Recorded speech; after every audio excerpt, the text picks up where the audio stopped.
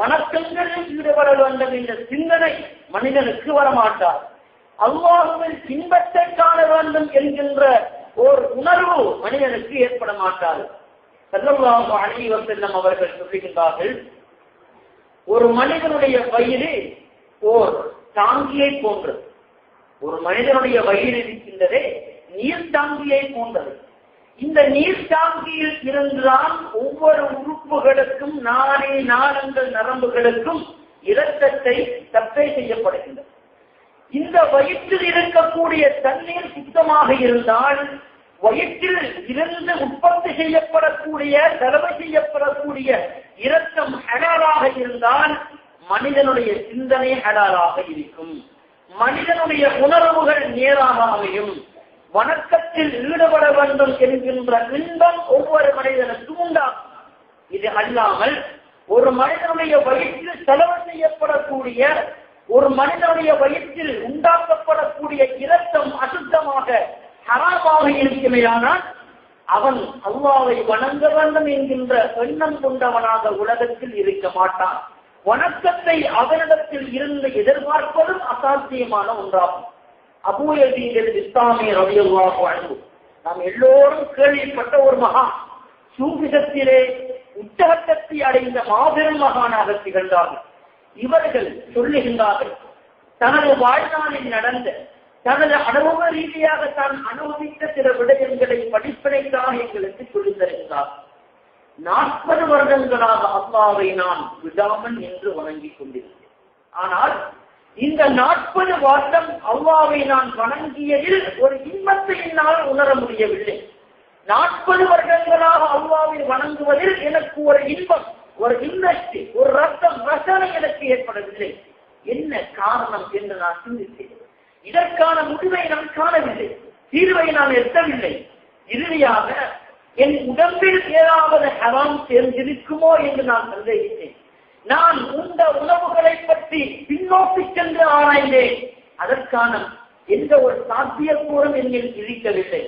என் தாயிடத்தில் சென்றேன், தாயே, 40 வருடமாக அல்லாஹ்வை நான் வணங்கி தொழுது அழுது மண்டாடி வருகின்றேன். ஆனால் வணக்கத்தில் ஒரு இன்பம் எனக்கு தென்படவில்லை. என்னது நிலையும் அதுதான். 5வது வகுப்பு தொழுகையை விடாமல் தொழுகின்றோம்.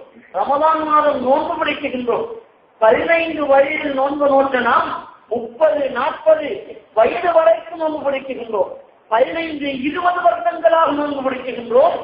ஆனால் இன்பம், வணக்கத்தினுடைய இன்பம் என்னவென்று இதுவரைக்கு நாங்கள் சுவைக்கவில்லை. காரணம் இதுதான். அபூ யஸீத் அல்-பிஸ்தாமி ரலியல்லாஹு அன்ஹு அவர்கள் சொல்லித் தருகிறார்கள். தாயிடத்தில் நான் சென்று கேட்டேன், தாயாரே, வணக்கத்தில் இன்பம் வராமல் இருப்பதற்கு ஒரு முக்கிய காரணம் இருக்கின்றது.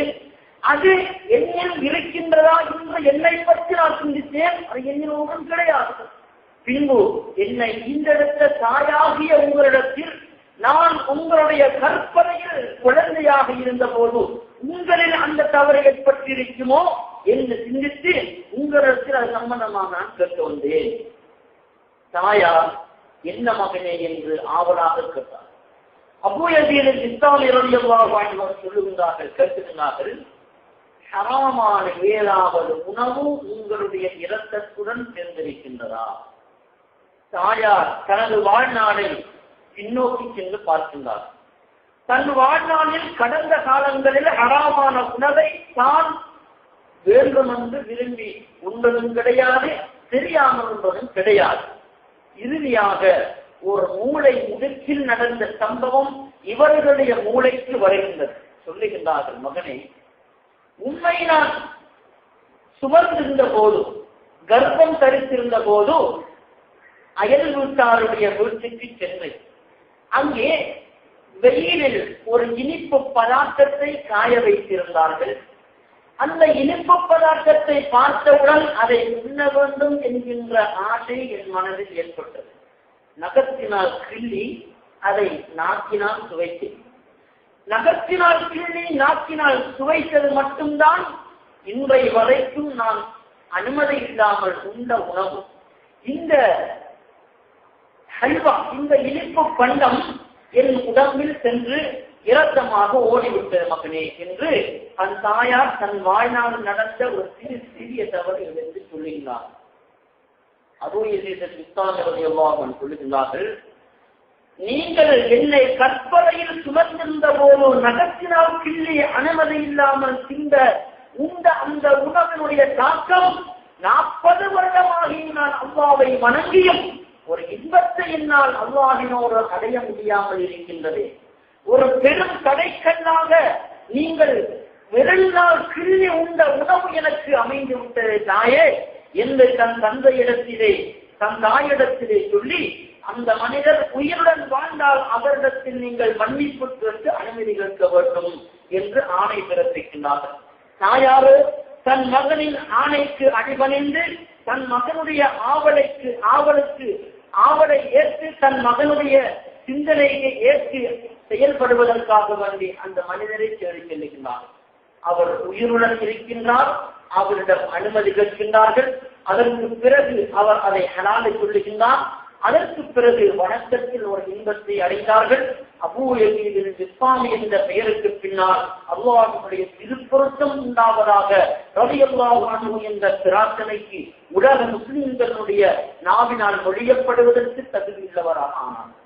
எனவே வணக்கத்தில் ஒரு இன்பத்தை, அது நோன்பாக இருந்தாலும் சரி, தொழுகையாக இருந்தாலும் சரி, வணக்கத்தில் இன்பத்தை அடைவதற்கு தடையாக அமைவது ஹராமான உணவு. ஹராமான உணவு எம் உடம்பில் நுழைந்து விட்டால் அல்லாஹ்வுடைய இன்பத்தை எம்மால் ஒருபோதும் ஒரு நாளும் உணர முடியாது. எனவே இந்த நோன்பு எமக்கு கடமையாக்கப்பட்டதனுடைய மிக பெரும் தத்துவத்தில் ஒன்றுதான், ஒரு மனிதனுடைய உடம்பில் ஹராமான ஏதாவது உணவுகள் சேர்ந்திருந்தால் கலந்திருந்தால் நோன்பின் மூலமாக இந்த ஹராமான உணவு ஈயத்தை நெருப்பில் காட்டுகின்ற போது எவ்வாறு உருகிவிடுமோ அதே போன்று இந்த ஹராமான உணவு கொழுப்பாக படிந்து அவனுடைய உடம்புகளை மட்டும் கரைந்து செல்லுகின்றது.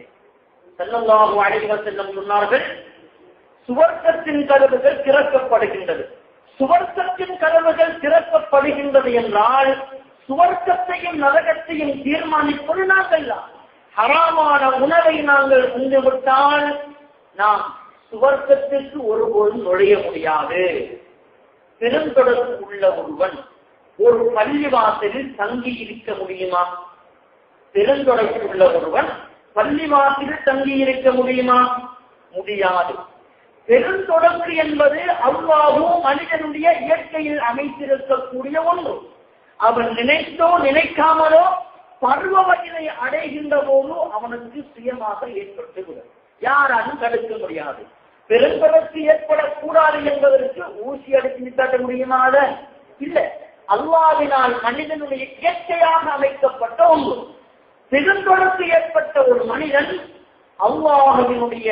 அல்லாஹ்வை வணங்கப்படக்கூடிய ஆலயமாகிய பள்ளிவாசலுக்குள் நுழைய முடியாது என்று அல்லாஹ்வினால் தடுக்கப்பட்டிருக்கின்றது என்றால், தன் உடம்பிலே பெரும் ஹராம்களை சேர்த்த ஒரு மனிதன் அல்லாஹ்வினுடைய சுவர்க்கத்தின் கதவுகளை எவ்வாறு கட்ட முடியும்?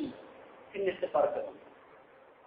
பெருந்தொடர்புள்ள ஒரு மனிதன் அல்லாஹ்வை வணங்கப்படக்கூடிய ஆலயத்திற்குள் நுழைய முடியாது என்று அவனுக்கு தடை போடப்பட்டிருக்கின்ற போது, தன் இரத்தத்தையே ஹராமான இரத்தமாக புரட்சி எடுத்த ஒரு மனிதன் அல்லாஹ்வினுடைய இன்பத்தையோ அல்லாஹ் தயாரித்து வைத்த சுவர்க்கத்தையோ இவ்வாறு கட்ட முடியுமா? முடியாது. ஹராமான உணவு எண்ணில் சேர்ந்திருக்கின்றதா இல்லையா என்று எங்களுக்கு உறுதியாக தெரியுமா? தெரியாது. ஹராமான உணவு சேரவில்லை என்றும் சொல்ல முடியாது, சேர்ந்திருக்கின்றது என்றும் சொல்ல முடியாது. காரணம், ஹராமான தொழிலை நாம் செய்வது. ஆனால் ஹராமான உணவுகள் சேர்ந்திருக்க மாட்டாது என்று உறுதியாக எங்களால் சொல்ல முடியாது. ஏன் காரணம் தெரியுமா? ஹராமான உணவை என் உடம்பில் படிந்திருக்கின்ற காரணத்தினால் தான் அல்லாஹ்வினுடைய வணக்கத்தில் ஒரு இன்பத்தையும் லயிக்க முடியாமல் இருக்கின்றது. தக்பீர் கட்டுகின்றோம், அல்லாஹ்வுடைய சிந்தனை எம் தடைக்குள் எம் உள்ளத்துக்குள் நுழையாமல் இருக்கின்றது. தக்பீர் கட்டுகின்றோம், உலகத்தினுடைய இன்பங்கள் எமது சிந்தனைக்குள் நுழைகின்றது. உலகத்தின் சிந்தனைகள் ஏன் நுழைய வேண்டும்? எம்மில் உலகத்தை ஈர்க்கக்கூடிய காந்த சக்தி